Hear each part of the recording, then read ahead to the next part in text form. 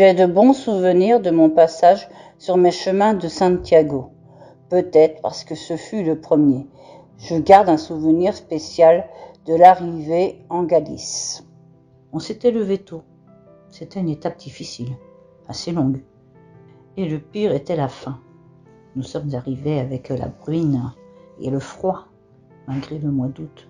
Du brouillard, dur. Nous avons dû attendre l'ouverture de l'auberge. Et nous avons eu froid. Finalement, nous n'avons pas pu entrer. Nous sommes allés sous une tente militaire, de celles installées pour les années saintes, car, en tant que groupe, nous devions laisser la place pour les autres. Nous nous sommes installés du mieux que nous pouvions. Nous avons nettoyé et rangé nos affaires, et à moitié organisé le dîner. Et nous sommes allés à l'église. Une belle messe avec une ambiance agréable, une homélie qui nous a profondément touchés, et un groupe d'Allemands qui chantaient comme des anges. Enfin, très positif. Nous sommes arrivés à nos tentes. Nous avons partagé le dîner et nous nous sommes mis immédiatement dans nos sacs de couchage pour nous protéger du froid. La narration d'un conte de l'un de nos compagnons nous a aidés à dormir, en laissant le calme pour nous reposer. Et cela nous empêchait surtout d'entendre le vent qui semblait vouloir soulever notre tente. Au final, ce fut une expérience très positive.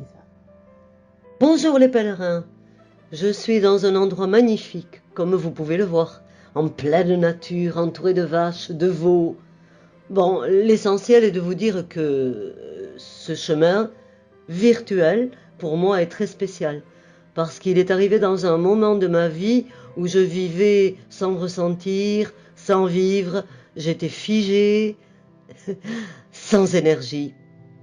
Eh bien, cette invitation m'est arrivée dans un moment précis, très opportun, et dès que j'ai commencé à l'ouvrir, à lire et écouter, eh bien, cela m'a donné la force dont j'avais besoin, la lumière pour commencer à marcher et à croire en ce que j'avais déjà oublié.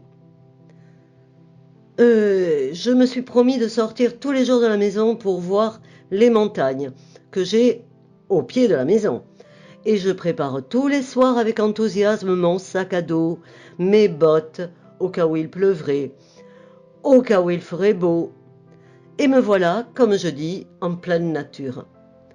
Aujourd'hui, après 4 jours de sortie, j'ai rompu mon premier mur, que je vous raconterai dans un autre moment. Enfin, j'ai l'illusion de vous montrer que je me trouve avec plus de force, avec plus de lumière et avec beaucoup de joie.